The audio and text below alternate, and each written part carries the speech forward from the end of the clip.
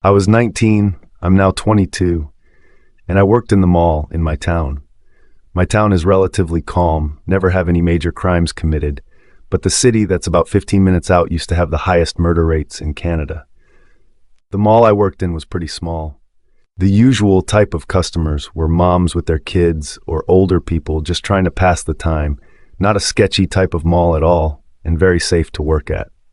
One day I was on my break and I went to the food court to get a drink and sit down and just browse my phone as usual. I noticed two women walking towards me, and my first instinct was they saw my uniform and they were going to ask me something about a product that my store sold. I thought nothing sinister of it. They come up to me and sit down right away. They both had heavy accents though, I'm not sure what kind, because it hadn't been something I'd ever heard.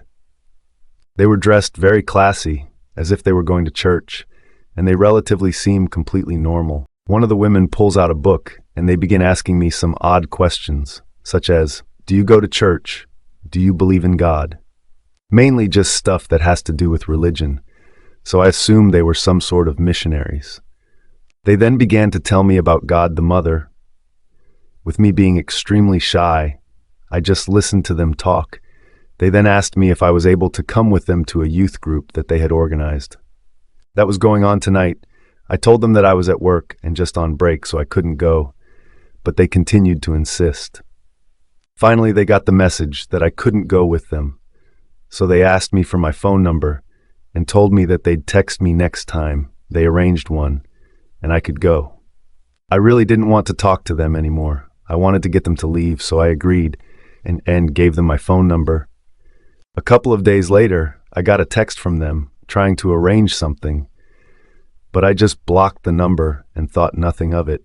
It's not that I thought they were planning to hurt me, I just wasn't really into going to a youth group. Then a couple of months later, I was reading the news, and there was a story warning young girls about a human trafficking scheme in my city. It said that women would come up to you and talk to you about God, the Mother, and try to get you to leave with them. So thank goodness I hadn't finished my shift yet, and thank goodness that I never responded to their text. It's so weird to me to think that if I would have, I probably wouldn't be in Canada right now. The story happened more than 10 years ago when I was still a student. A bit of backstory. As with most students, I was always broke and had a few ventures apart from my part-time job to bring me extra money. One of them was house and pet sitting. I've always had a love for animals, so when this couple contacted me to ask to house it for them for the last few days before they returned from their overseas trip, as the last sitter had bailed on them, their 6-month-old golden retriever puppy would be alone, I jumped at the opportunity. The fact that they promised to pay me the full 2-week fee for staying there less than a week made it just more appealing. Little did I know how bad it would turn out. I got the details, got the keys from the agent, and headed over to the house as it was already after 5 p.m. and almost dark, as it was early spring. I got to the house, which was a really nice place, but it bordered on not such a good area that was and still is prone to crime, house break-ins, robberies, and etc.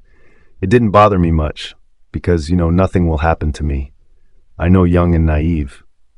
The first 4 nights went without a hitch, watching movies, jacuzzi, and just generally enjoying myself. The owners would have returned on the 5th day, fairly late at night. I went over to check on the doggo. I got a call from them at about 10 p.m. saying their flight got delayed.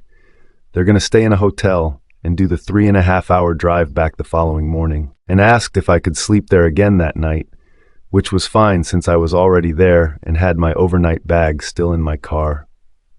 I called my dad to let him know of my plans as I was still staying with my parents, and he specifically asked what the address was. I normally didn't give them details like that because I was old enough to look after myself, I thought. I still believe to this day that probably saved my life.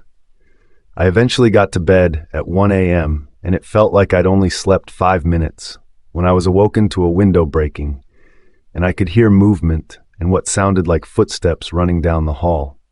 The first thing I did was grab my phone and just hit redial, thanks to my old Motorola phone. Redialing was as simple as pressing one button. as my dad was the last number that I had called, hoping that he wakes up from the call. I then drop the phone in between the headboard and mattress, in case my dad picks up that he can hear what is going on.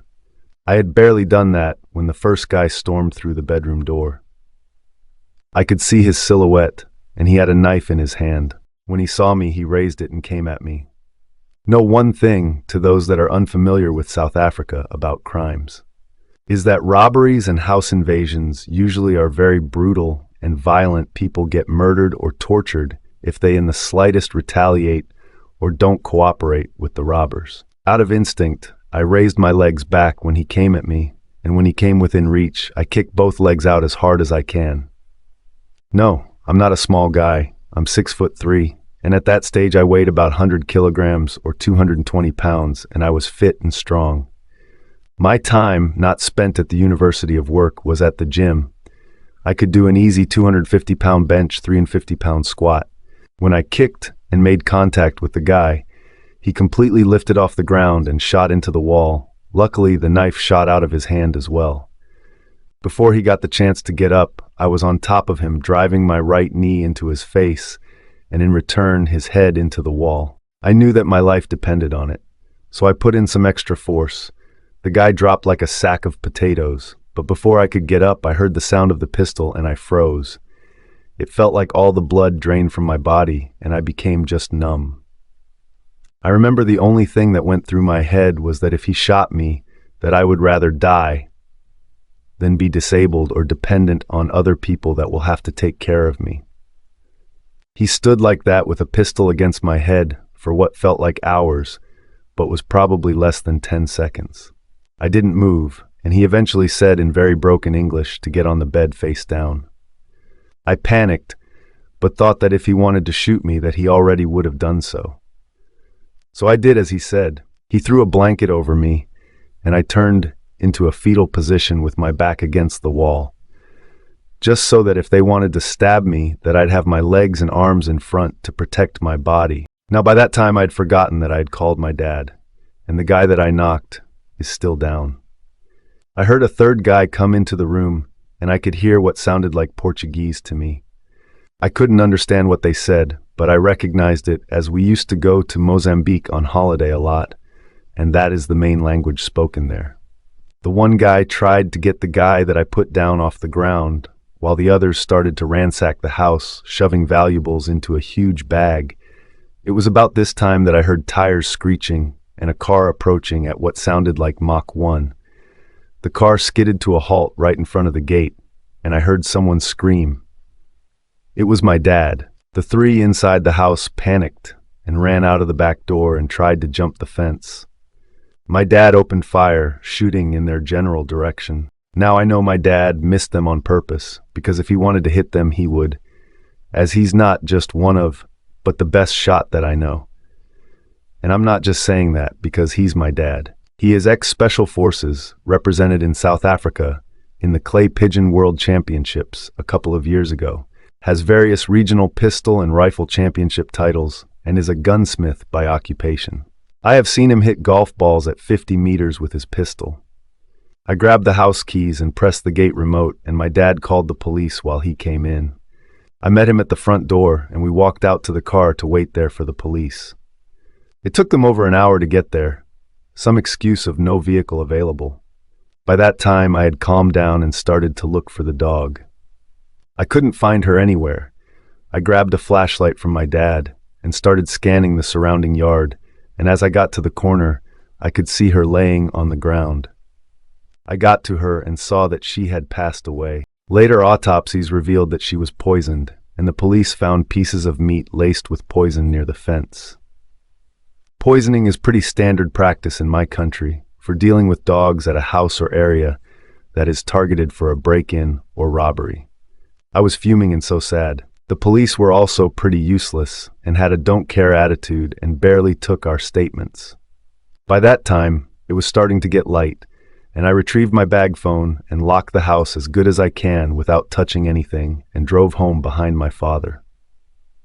Only when I got home, I got the story from my dad's side.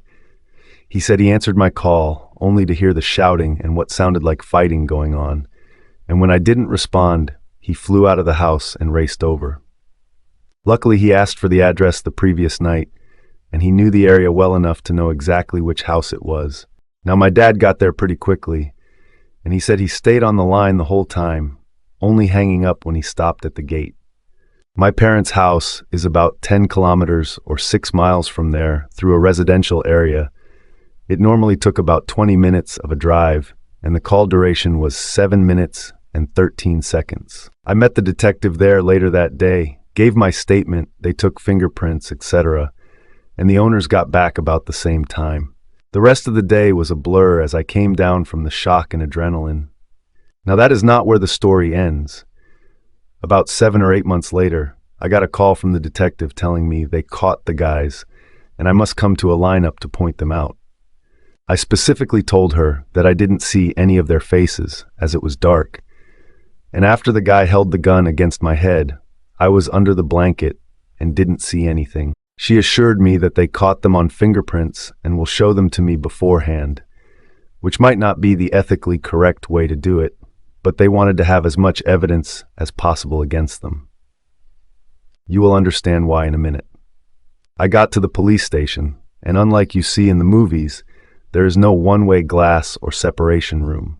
They bring the 3 guys into the room and make them stand against the wall. The one which I was later told was the leader, which was the one that I had took down, looked at me with so much hate as I had never seen in my life. He had the eyes of someone that would slit your throat and not blink an eye. He pulled his hand up to his neck and made the slit my throat gesture. You know which one. We left the room, and the detective gave me a copy of his rap sheet. Amongst others, 4 counts of murder, I think 8 to 9 for attempted murder, multiple assaults, aggravated assault, over 100 cases of house break-ins, robbery, and indecent assault against women. I was shocked. The detective told me that had I not taken him out first and fast that night, I would have definitely not gotten away so lightly. Now, this is also not where the story ends. 3 days later, I get another call from the detective saying that I should be careful as he had escaped from custody and they had not caught him yet. I was not worried too much as the robbery wasn't at my house and I had changed cars, so he probably couldn't find me. Also, I got my firearm license and carried my pistol 24/7. I didn't hear anything after that until about 2 years later when I saw the detective at the grocery store.